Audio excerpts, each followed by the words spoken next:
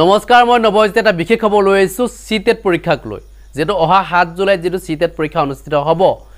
CTET পৰীক্ষাক লৈ একাংশ প্ৰাৰ্থী বিপদত পৰিছে এই কাৰণে পৰিছে কাৰণ তেওঁলোকে যত পৰীক্ষা চেণ্টাৰ পৰিছে তালে তেওঁলোকে যাবৰ কাৰণে অসুবিধা হৈছে কাৰণ পানী হৈছে এতিয়া যেটো ডিব্ৰুগড় চেণ্টাৰ আছিল ডিব্ৰুগড় চেণ্টাৰৰ পৰা এতিয়া যেটো তিনিচুকীয়া কৰা হৈছে গুৱাহাটীটো চেণ্টাৰ আছে গতিকে গুৱাহাটীত কোবাৰ হয়তো দিব পৰা নাই চেণ্টাৰ ঠিক তেনে ধৰণে তেজপুৰত আছে সমস্যা কিছুমান আছে কেইটামান চেণ্টাৰত পানে কি হৈছে পানী হৈছে যাৰ কাৰণে তাত পৰীক্ষা অনুষ্ঠিত কৰিব পৰা নাই ট্ৰান্সফাৰ কৰা হৈছে অন্যটা চেণ্টাৰলৈ গতিকে এইখিনি সমস্যা যেটো অসমত হৈছে যাৰ কাৰণে একাংশ প্ৰাৰ্থীয়ে ইতিমধ্যে টুইট কৰিছিল কেন্দ্ৰীয় শিক্ষামন্ত্ৰী ধৰ্মেন্দ্ৰ প্ৰধানলৈ কিন্তু বৰ্তমান সময়ছোৱাত যেটো আমি এটা খবৰ লাভ কৰিছো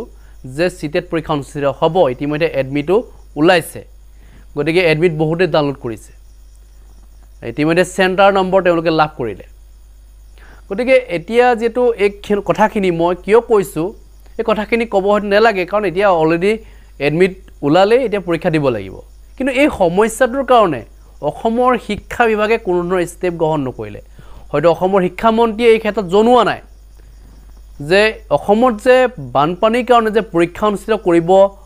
পৰা নাই যে পৰীক্ষা অনুষ্ঠিত কৰিলে ল'ৰা-ছোৱালীৰ সমস্যা হ'ব এই সমস্যাখিনি সম্পৰ্কে আজি মুখ্যমন্ত্ৰী হওক শিক্ষামন্ত্ৰী হওক কোনো ক্ষেত্ৰতে জনোৱা নাই আপোনালোকে সোশ্যাল মিডিয়াত চাব পাৰে যে এটাও মন্তব্য এই সম্পৰ্কত জনোৱা নাই গতিকে অসমৰ এই সমস্যাটোৰ কাৰণে সিটেট পৰীক্ষাটো বাতিল কৰিব পাৰে বা পষ্টপন কৰিব পাৰে হয়তো বেলেগ এটা ডেট ল'ব পাৰে যে 7 জুলাইৰ পৰা হয়তো 14 জুলাইলৈ নিব পাৰে এসপ্তাহ দিন পিছত কি সমস্যা আছে যেটো বানৰ কবলত আছে কেবাখনো জিলা আপোনালোকে নিশ্চয় জানে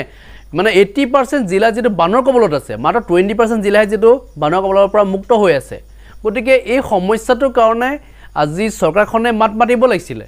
ৰাজ্য চৰকাৰখনে এই ক্ষেত্ৰত ক'ব লাগিছিল যে এই পৰীক্ষাটোৰ কাৰণে কিছু সমস্যা আছে এই ক্ষেত্ৰত জনাব লাগিছিল কিন্তু বৰ্তমান সময়ছিল কোনো এজন মন্ত্ৰীয়ে জনোৱা নাই যাৰ কাৰণে এতিয়া একাংশ প্ৰাৰ্থী বিপদত পৰিছে তেওঁলোকে পৰীক্ষা দিম বুলি বহুতে ভাবিছে উপায়টো নাই দিবটো লাগিবই তেনেকৈ তেওঁলোকে পানীৰ মাজেদি হয়তো যাব লাগিব কাৰণ মাজুলীত এতিয়া বিশেষকৈ ডাঙৰ এটা সমস্যা হৈছে মাজুলীৰ বহুখিনি কেণ্ডিডেট সিটেট পৰীক্ষাৰ কাৰণে এপ্লাই কৰিছিলে তেওঁলোকে বহুতে হয়তো সিটেট পৰীক্ষা দিব নোৱাৰিবও পাৰে কাৰণ মাজুলীত কেইবাটাও মানে ৰাস্তা এতিয়াও বুৰি আছে মানে তাত যেটো মাথাৰি ছিংছে জানেই আপোনালোকে মাজুলী ৰাস্তা ছিঙিছে গতিকে এইখিনি সমস্যা যেটো আছে গতিকে মাজুলী সমস্যা পা আদি কৰি এটা ডিব্ৰুগড় টাউনখনত যেটো পানী গতিকে ডিব্ৰুগড় টাউনৰ মাজেদি যে যাব লাগিব গতিকে সমস্যা কিছুমান আছে গতিকে এই সমস্যাবিলাকৰ কাৰণে বহু পৰীক্ষাৰ্থীয়ে ইতিমধ্যে পৰীক্ষা দিবলৈ অসমৰ্থ তেওঁলোকে পৰীক্ষা দিম বুলি ভবা নাই গতিকে মোৰ ফালৰ মই এইখিনি জনাইছো আপোনালোকে টুইট কৰক এতিয়াও সময় আছে 7 জুলাইলৈ যেটো এতিয়াও সময় আছে কিন্তু যদিও এডমিট ওলাইছে এতিয়াও বাতিল কৰিবৰ কাৰণে এটা সময় আছে কিন্তু কি হয় দেখা যাওক গতিকে আপোনালোক মই এইখিনি জনাইছো মোৰ ফালৰ পৰা ধন্যবাদ জয় অসম